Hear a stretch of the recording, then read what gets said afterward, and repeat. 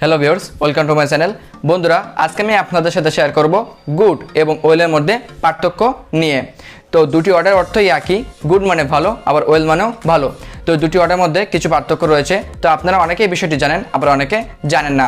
তো আজকে আমি এই বিষয়টি আলোচনা করব। তো ভিডিওটি কেউ স্কিপ না করে প্লিজ কন্টিনিউ করতে থাকুন। তো চলুন বন্ধুরা, আজকে ভিডিওটি শুরু করা যাক। গুড মানে ভালো, আবার ওয়েল মানেও ভালো। কোথাও কোথাও এর অর্থ দাঁড়ায় ভালোভাবে, যেমন হি স্পিক্স ওয়েল, সে ভালোভাবে কথা বলে। এখন যদি বলি বন্ধুরা, he is a good boy, সে একটা ভালো ছেলে। এখানে ভালোটা আসলে কাকে বলা হচ্ছে? বয়কে বলা হচ্ছে। এখানে বয় এই ওয়ার্ডটি হলো নাউন। আমরা জানি নাউনের ব্যাপারে যে অতিরিক্ত তথ্য দেয় সে হলো অ্যাডজেক্টিভ। এখানে গুড নাউনের ব্যাপারে অতিরিক্ত তথ্য দিচ্ছে, সেজন্য গুড এখানে অ্যাডজেক্টিভ, অর্থাৎ গুড নাউন বা প্রোনাউনকে ভালো বলার ক্ষেত্রে ব্যবহার হয়ে থাকে। বন্ধুরা, প্রথমে একটি এক্সাম্পল বলেছিলাম, হি স্পিক্স ওয়েল, সে ভালোভাবে কথা বলে। এখানে ওয়েল আসলে কাকে ভালো বলছে? তাকে ভালো বলছে নাকি তার কথা বলাকে ভালো বলছে?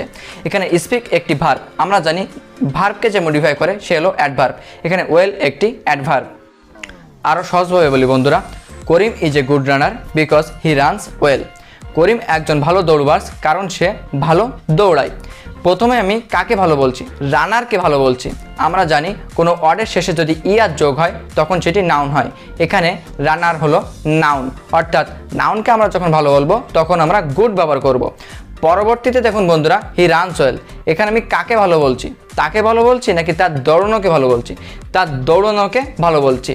যেহেতু দৌড়ানো একটি কাজ, সেহেতু রানস হলো ভার্ব, অর্থাৎ আমরা যখন ভার্বকে ভালো বলবো তখন আমরা ওয়েল ব্যবহার করব।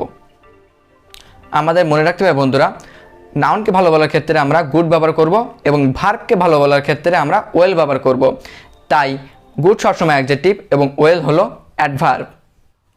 কিন্তু ওয়েল একটিমাত্র ক্ষেত্রে অ্যাডজেক্টিভ হিসেবে বসতে পারে, যখন ওয়েলের অর্থ হয় ফিল হেলদি।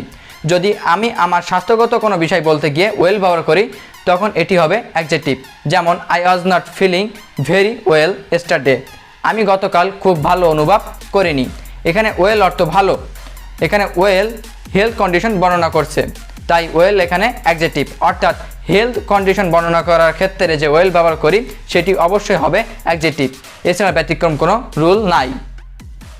বন্ধুরা, এটাই ছিল আজকে ভিডিওটি ভালো লাগলে অবশ্যই লাইক দিবেন, বন্ধুদের মাঝে শেয়ার করতে পারেন। আর ভিডিও কোথাও বুঝতে অসুবিধা হলে অবশ্যই আমাকে কমেন্ট করে জানাবেন। আশা করছি বন্ধুরা এই ভিডিওগুলোর মাধ্যমে you will be a good speaker and you can speak well. দেখা হবে অন্য কোনো ভিডিওতে। ততক্ষণ পর্যন্ত ভালো থাকুন, সুস্থ থাকুন। Thank you.